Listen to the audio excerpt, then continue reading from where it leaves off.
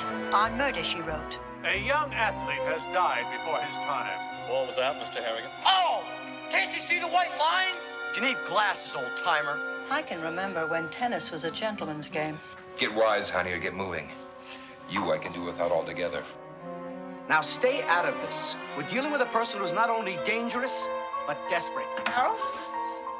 Carol, what is it? Anthology on the bad, short-lived, and forgotten television shows and events in TV history. You are listening to It Was a Thing on TV. Well, Charles, your wish has been granted. The blue light means that you get, guess what? What? A second chance. Isn't that nice? Episode 544, submission 2159. The episode of Murder, She Wrote with Bryan Cranston and Linda Hamilton. The episode of Murder, She Wrote with Bryan Cranston and Linda Hamilton, titled Menace Anyone, aired on CBS on the night of April 7th of 1986. Dun dun dun dun dun dun dun dun dun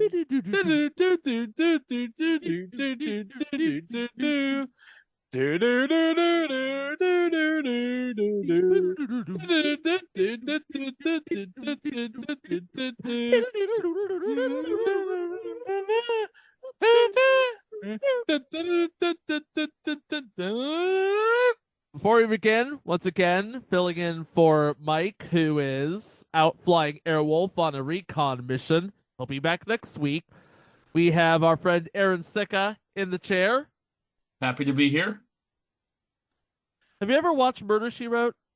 Much like the last episode, I was very well aware of its existence, along with Pat Summerall making a game out of it, seeing how long he could drag out between a pause between Murder and She Wrote, but I'd never seen it. That's Dino is laughing like he knows this too. Pat Summerall would make a game out of the promo, seeing how long he could drag it out. 60 Minutes will be coming up following football, followed by Murder, She Wrote. We would have bets on how long it's going to be between Murder and She. And it got longer and longer. Then it's Murder, She Wrote, starring Angela Lansbury. I'd actually never seen an episode, but like I said, was well aware of the show. And I mentioned this in the last episode too, but as a child, I really wasn't into adventures and mysteries and all that. It was pretty much just comedies, and that was it. As an adult, I've gotten more refined taste. I like mystery shows. I'm a huge fan of Cold Case, so I enjoyed Murder, She Wrote, and I'm going to go back and watch more episodes. It's 12 seasons worth of episodes of murder that follows Jessica Fletcher all around her. I'm like, this is 12 seasons worth of murder happening around Jessica Fletcher, and nobody realizes, wait a minute, she's a writer who writes about murder, and murder follows her wherever she goes. Why are we around Jessica Fletcher if murder is everywhere she goes? He's the Jim Cantori of true crime. Look it up, kids. If you really think about it, this was kind of like the 1980s version of Only Murders in the Building. It really was. Only with far less Steve Martin, Martin Short, and Selena Gomez. But we do have Angela Lansbury as a retired English teacher turned prolific mystery writer, J.B. Fletcher. And because it's the 80s, we have to use the initialism J.B. Fletcher, because if everybody found out that J.B. Fletcher was a woman, somebody would get a rash. Of course, now in 2025, no one cares. Nobody cares. Just ask certain novelists who dabble in Scottish magicians. We don't mention her name on this podcast. No. This episode revolves around tennis. Surely there's nothing dangerous about tennis at all. No, I don't think there's anything worth murdering over for tennis. Unless you're a bitter former champ who just got beaten by Bryan Cranston. So, who does Bryan Cranston play in this episode, Chico? Bryan Cranston plays a guy named Brian. Wow, what a stretch. Bryan Cranston played a guy named Brian. Brian East, to be precise. Oh. And he happens to be engaged with the lovely and talented Carol McDermott, who is played by Linda Hamilton. Yeah, this would have been what? 2 years removed from Sarah Connor in The Terminator? Yep. And young enough to pass for a former student of Jessica Fletcher, because, as you know, Jessica Fletcher, retired English teacher, and Carol can pass as her former student. In fact, that's the plot of this episode. Jessica attends a tennis tournament as the guest of honor. She struggles to protect her former student Carol when her boyfriend is blown up in her car, and she is the only suspect. What? Brian East is blown up in Carol's car, and Carol is the only suspect. Oh no! Bryan Cranston is murdered in this episode. It's a shame that this episode aired the day before WrestleMania 2, because I hear he was really looking forward to hearing Susan St. James on commentary.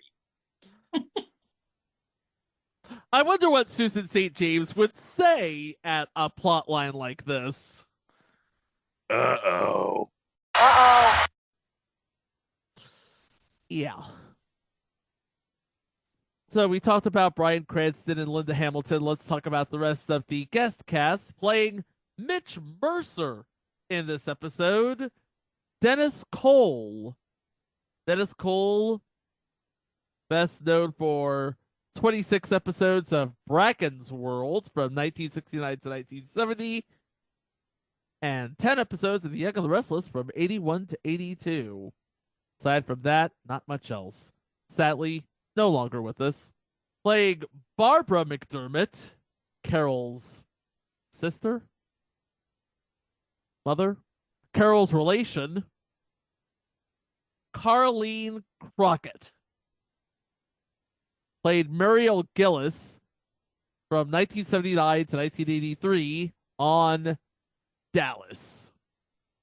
Playing Elliot Robinson, a well-known name, Van Johnson. Do you know when we last talked about Van Johnson on the podcast, Chico? Return of the Shaggy Dog. No. Oh, darn it. Oh, wait. Superdome. Yes. He was Chip Green, the alcoholic quarterback or something or other. No, he was like, I guess, didn't he have like that runaway girl, teenage daughter of his or something in that movie? I ripped Superdome a while back for my DVD copy for Plex. I need to rewatch it sometime. By the way, I don't know if you know this, but Superdome was on Mystery Science Theater 3000, that pilot season on KTMA in like 88, 89. Yeah. I realized that was one of the movies there. Playing Sissy Barnes is Kelly Maroney, who is just in a whole metric crap ton of stuff. She was in 319 episodes of Ryan's Hope, and she played Cindy in the feel-good film of 1982, Fast Times at Ridgemont High. You're burying the lead, Chico. She was in Night of the Comet. Oh. You know who else was in Night of the Comet? Who else was in Night of the Comet? Catherine Mary Stewart, which gives me an excuse to mention Weekend at Bernie's. Oh. Like you need an excuse to mention Weekend at Bernie's. I mean, come on. It's freaking Weekend at Bernie's. If anything, you need an excuse to mention Weekend at Bernie's too. Because nobody watches Weekend at Bernie's 2. What do you mean nobody watches Weekend at Bernie's 2? I love Weekend at Bernie's 2. It has the thing where, like, Bernie dances whenever there's music playing. And he's just doing this. Like, you can't see this, but I'm just doing the Bernie lean. Which was actually like a dance craze, like in the early 2010s. The Oakland A's did that all the damn time, to the point where they actually invited Terry Kaiser to throw out the first pitch. Yeah, by the way, Terry Kaiser was in a sequel that we will not name on this podcast. That was related to an Andrew McCarthy movie? Yes. I know what you're talking about. The less said, the better. Indeed. Less said about Christy Swanson, the better. Hey-o! And then playing Detective Sergeant Len Berger, Barry Primus. He is a perennial, that guy from That Thing. He wasn't in any one thing. As Doris Robinson, Elliot's daughter, Betsy Russell. Betsy Russell, known as Jill Tuck, the ex-wife of the Jigsaw Killer in the Saw film series. Oh my goodness. Didn't think we'd mentioned Saw on this episode. As Detective Lieutenant Tad Travis, David Spielberg. Who was in the Bob and Carol and Ted and Alice TV adaptation. Because if you remember, I think he was in that 1 week of the $10,000 Pyramid that aired on GSN like 25 years ago. Correct. Against MASH, which on that team was Loretta Swit and McLean Stevenson. I forget who was on. I think it might have been Anita Gillette that was with David Spielberg in that episode. That sounds about right. So he was in a first season episode of Family Ties, one of the earliest ones. The season with a clean-shaven Stephen Keaton. He played a co-worker of Stevens at the PBS station who made a move on Mallory. Played Uncle Arthur, not to be confused with, of course, Bewitch's Uncle Arthur. Oh, well, that's kind of creepy. Yeah. But in terms of uncles, he's probably worse than Tom Hanks on Family Ties. I'll just say that station that Stephen Keaton works at has some very questionable hires. Yeah. Very questionable hires. Now, hold on a second, because I'm not really up on my Family Ties that much, despite me being a big Back to the Future fan. But how questionable are these hires? One, the uncle that made a move on Mallory. And second, Uncle Ned. Well, yeah, I did mention Uncle Ned played by Tom Hanks because he liked the alcohol.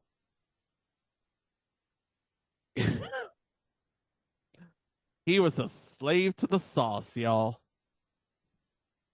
Chico, I thought you'd be going also, maybe you were and I beat you to it, to Judith Light pre Who's the Boss. She was another questionable hire. Oh! She made the moves on Steven, or tried to at least. Y'all, somebody needs to get standards and practices up at Steven's station. Why didn't someone tell Tony about this before he took the job as the nanny? Now I have to wonder if Angela got to where she was and Who's the Boss ethically. Angela, why didn't you tell me about this? Angela? I was going to talk about some previous entries that we talked about David Spielberg in, where you talked about him in Tucker's Witch. Here's Boomer. Did we talk about Blue Thunder on this podcast yet? Oh, no, we have not talked about the TV adaptation of Blue Thunder, which, funny enough, Airwolf was inspired by, quote unquote. He was on Airwolf. He was also in Automan. Oh. Did he go to Zippers? Zippers! And rounding out the credited cast as Rosie, Carrie Sherman. Born Carrie McDonald. She is the daughter of Peggy Ryan, who played the secretary on Hawaii Five-0 back in the day. We might have talked about her as Elena on an episode of Mr. Merlin. Did we mention who played the hot-headed tennis player that the obvious John McEnroe inspiration, or the obvious one John McEnroe inspired. I think that was Doug McKeon. Oh yeah, we didn't mention him. Doug McKeon as Donnie Harrigan. No relation, I would imagine, to Nancy and Philip. I don't believe so, no. Also had his own show for a very, very short time. Starred with, I believe it was Brian Dennehy, a show called Big Seamus, Little Seamus. Not sure if that was ever mentioned on the podcast or not. 2 episodes on NBC, fall of '79. It was yanked after 2 episodes. 9 were made. We didn't necessarily mention Big Seamus, Little Seamus. Chico, do you remember in Alan King's Thanksgiving special when he went over the schedule, he mentioned Big Seamus, Little Seamus? Yes, I do. CBS, not to be outdone, took the CBS Tuesday night movies. They took Big Seamus, Little Seamus. It was a crying Seamus. They got rid of that.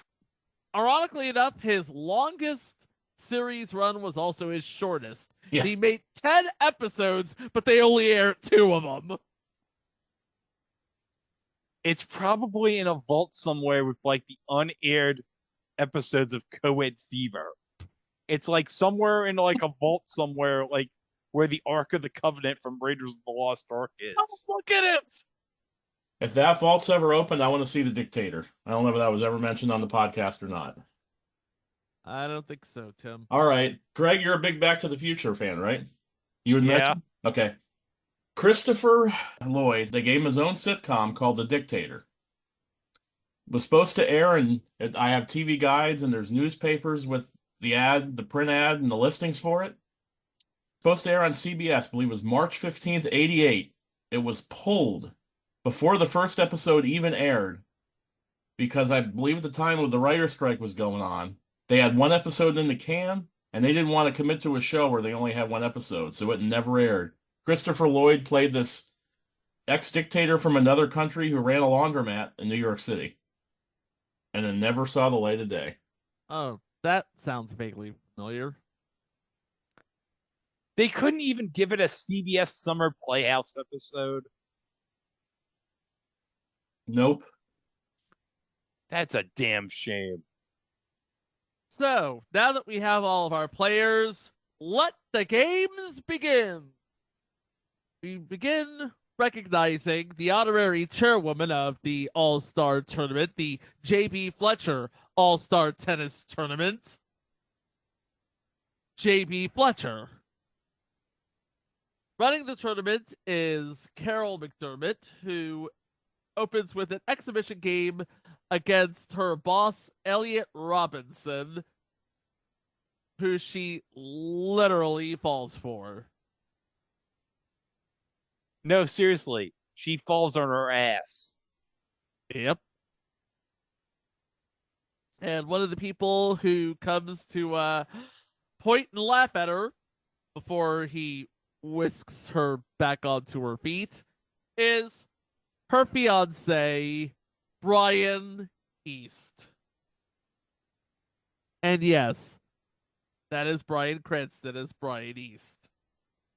And I should mention, this is one of 3 different episodes of Murder, She Wrote that has Bryan Cranston in it. Yeah, true story. A little behind the veil here. We were given the materials to watch this show, but for some reason, I couldn't access it on my phone. So I went into Peacock, where you can watch this episode, thanks to the Oxygen True Crime Network feed, and spent 45 minutes watching the wrong episode. It was a good episode that I watched, but it was the wrong one. It was one of those Jessica Fletcher bookends in the kitchen episodes. Might cover it soon. I don't know. Maybe it'll be like a presenter or bonus feature, so I don't know. Maybe. Anyway, Carol just heard that the #1 draw in the women's field, the top female player in the world, is not playing this tournament. Wait a minute. You're telling me that Martina Navratilova or whoever it is decided, I'm not going to play this tournament. This mystery writer sponsoring. F that. She says she has a pulled muscle. Oh. And to make matters worse, this is going to put a real kick in her plans with her boss because her boss's daughter is after the job that Carol McDermott is doing. And then we have a moment where we have Donnie Harrigan losing it in front of the spotter. Yeah, he's doing his best John McEnroe impression. And Carol McDermott is there to nip it in the bud. Hey, you have another outburst like that, you could just go home right now because you're not playing. Later that night, we have a charity function, a ball, if you will, at the tennis club. And the women's number one just happens to show up. Sissy Barnes. Not Martina Navratilova, not Chris Effort, not Billie Jean King. Sissy Barnes. Looks like a bad 80s nightmare. She has the pink bow in her hair, the pink frills on a black dress. She looks like she's been taking style tips from a Like a Prayer Madonna. This is what, Open Your Heart era Madonna right here. This is like when True Brew came out. I think you're a year or two away from True Blue. Okay. But Elliot orders Carol to retrieve Sissy's contract after Sissy was like, I just don't feel like playing, okay? Despite all the money that's being thrown at me. So Elliot orders Carol to retrieve Sissy's contract. It's at home. So Brian's like, oh, no worries. I'll go get it. So he takes Carol's keys, goes out into the night, and there was a terrible noise. What do you mean? What terrible noise is it?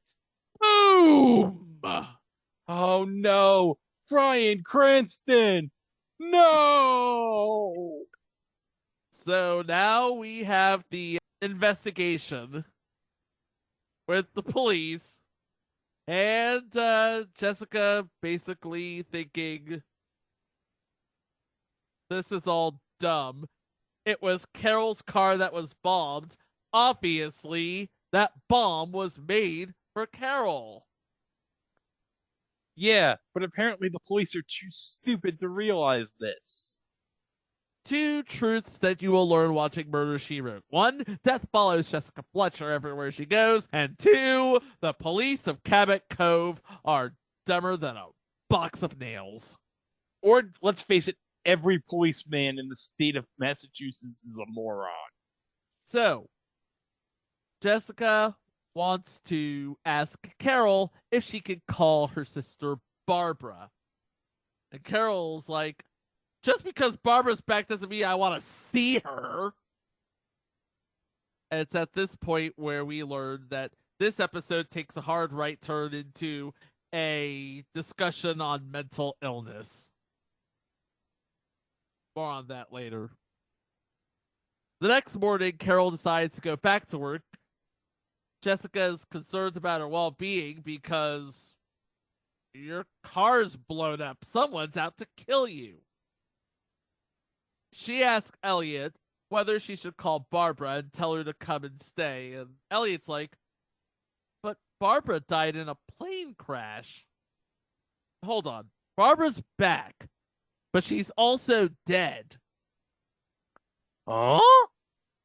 So Jessica asks Carol about the plane crash. Carol doesn't know anything about it. She tells Jessica Barbara's still alive. I just saw her the other day. So Jessica goes to see her pals Travis and Berger for advice. Travis shows her the plane crash report and gives her the last known address for Barbara McDermott, the cemetery. Sure enough, she did. Travis on a hunch goes to see Barbara and gets stabbed to death by a mystery person. Yeah, so somebody killed a detective. You realize but we're going deep into the weeds right about now. Carol is hysterical on the floor, telling Jessica that Barbara killed Travis. They go to the hospital to see Berger, who is starting to think that Carol is pretending to be Looney Tunes so she can claim insanity when this eventually goes to trial. But Jessica is convinced that Carol is innocent. She checks in with Sissy about Barbara's whereabouts. Sissy's all didn't even know Carol had a sister. So Jessica goes to see Elliot, but meets his daughter Doris, the one who's looking for Carol's job. She asks about Barbara. Doris tells her about the time she went to pick up some papers and heard a screaming argument between Carol and Barbara. Seeing Barbara's red hair through the window, she smashed the place up, but she didn't see Carol. Of course, Jessica being Jessica is like, you have a very vivid memory for something that happened 3 years ago. And Doris was like, 3 years? It was 3 months ago. Turns out she knows about the plane crash, but she heard that Carol called the woman Barbara, so it had to be her? Or was it Carol pretending to be her?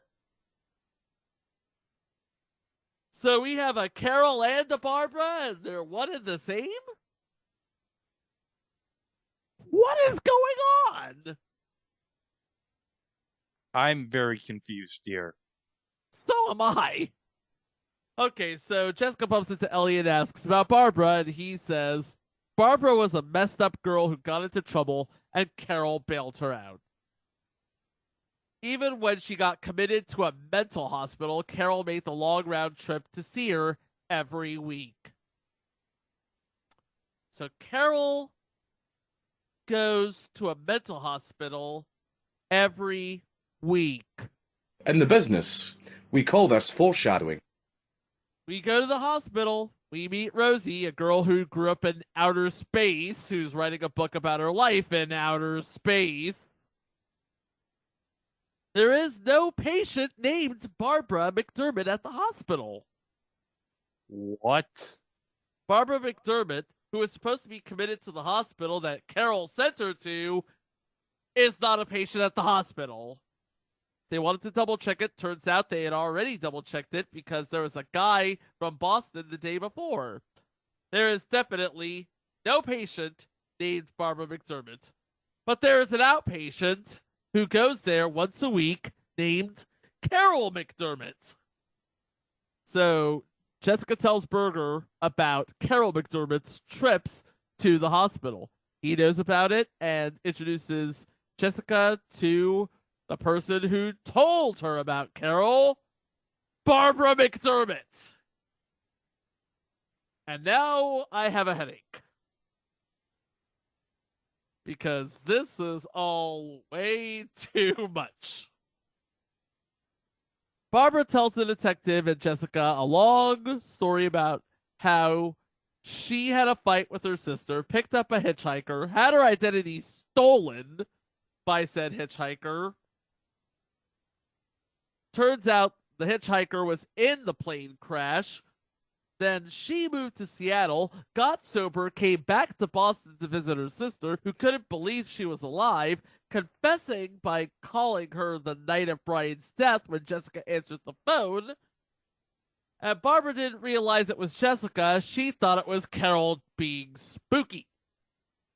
Berger gets a call and is informed that Carol McDermott has disappeared after receiving a phone call of her own at the hospital. They go to her house and find it completely trashed, a red wig on the floor, and dynamite in the kitchen. The detective is convinced that Carol's other personality has won out. So we've gone from murder to fake murder to real murder to dissociative personality disorder. Jessica heads back to the tennis club to confront the killer, who it happens to be her father. Oh, no. Yep, turns out Carol or Barbara or whoever she is now orchestrated the whole thing, and then Elliot tried to cover it up by kidnapping Carol from the hospital and trying to fake her suicide, which failed because they caught her just in time. She makes a full recovery. And that's the episode. Elliot's the killer, or he tried to pawn it off on Carol as the killer. This is one of those pre-CSI episodes where you think it's going down one track, there's another turn, and then there's another turn, and next thing you know, the final turn, the prestige, if you will, that reveals how everything is just tied together. It's like Elliot finds out that Barbara is not dead, and now he has to do something about it. Kind of crazy, don't you think? Is every episode as confusing as that one was? Are they more straightforward? Some are more straightforward than this. Some are more convoluted. This is about a 6 on a scale of 1 to 10. Okay, I have the ratings from TV Tango here, so give me 1 second. This aired at 8 o'clock on CBS, obviously. It did a 25.7. It had the best rating of the night, tied with the movie that followed it, which is Nobody's Child, the Marie Baitler story, starring Marlo Thomas. Then, of course, obviously, preceding Murder, She Wrote, was 60 Minutes, which is a 22.9. Now, on ABC, opposite it, was the Disney Sunday movie I Man. No, it's not a movie about Don Imus, which did a 14.4. But do you know who was in I Man? I remember this because I remember I Man. So, Chico, do you have a guess of who was in it? Who was in I Man? Yeah. It's not coming to me. Sorry. Scott Bakula. Oh, now I remember. Yep. I think this might have been before or right after this. He did the Gung Ho TV adaptation, which we mentioned on a previous podcast recently. And also, I think before, remember Infiltrator, Chico? Yeah, I remember Infiltrator. The less said about Infiltrator, the better. It's like, this was the phase of Scott Bakula's career where he will do any sort of backdoor pilot. Because if I'm not mistaken, I Man was a pilot for a series that Disney decided, you know what, I think we're good. Yeah. And then following I Man was, funny enough, Blue Thunder, which did a 13.5. Now, this is the movie adaptation of Blue Thunder, not the TV adaptation of Blue Thunder that came later. Even though we mentioned Airwolf was inspired by Blue Thunder. Because to use your term, Chico, Airwolf was similar to, but legally distinct from Blue Thunder. And then on NBC, we have at 7 o'clock a repeat of Punky Brewster, which did an 8.8. Fathers and Sons, which did a 7.1. Now, opposite Murder, She Wrote, we have a new episode of Amazing Stories, which, the old joke, all those stories were not amazing, did a 10.5. And then an episode of Alfred Hitchcock Presents. Yeah, remember when they revived Alfred Hitchcock Presents? I do. Yep. This was like the same time when CBS decided we're going to revive the Twilight Zone. It was like an era of like, let's revive these old 60s shows with like these hosts that are long since dead. What I remember about that revival of Alfred Hitchcock Presents was, you have to remember at this point, colorization was in its infancy. They kept the intros with Alfred Hitchcock, and they colorized them. And at the very, very, very end, if you watched real closely, it went to black and white at the very end. Like it was introduction. It went to black and white for like a split second that was long enough to notice. And Fathers and Sons, going to go back to that for a second. That was a very short-lived sitcom on NBC. Merlin Olsen was in that. And at the time this aired, I had come back from a trip to California with my mom and dad. My dad worked for a big company, and he had to go out to LA for a couple weeks, so we went out there. And I remember eating breakfast at the hotel restaurant, and the waitress said, "That kid's a celebrity over there." I didn't know who he was at all, but it was Andre Gower, who really didn't go on to much of anything, but he was in that show. He was in that show. From over there, I thought you were talking about Hakeem. No, the guy who was only credited as Hakeem. Oh, Andre Gower, I just checked his thing on TV Tango. He was in Mr. President, Chico. Yes, we talked about Andre Oh, Gower. yeah. That was the first celebrity I ever saw in person. I didn't talk to him. I didn't know who he was, but with my own eyes, that's the first celebrity I ever saw. You know what I would have asked him? What's Merlin Olsen really like? Do you still talk to Hakeem? Okay, but at 9 o'clock on NBC, we have a TV movie which did a 17.5 and a 27 share. Beverly Hills Madam with Faye Dunaway, Melody Anderson from Manimal, Donna Dixon, and a pre-head of the class, Robin Givens. This is definitely typecasting. This was definitely before she met Mike. But I got this plot synopsis from TV Tango. The glamorous but moralistic story of a motherly madam and her high-priced call girls who tend to fall in love with the clients. Don't they realize you're not supposed to fall in love with the clients that you're having sex with? Yeah. So what did we learn in this episode? We learned that Bryan Cranston was too nice for this world. Yeah.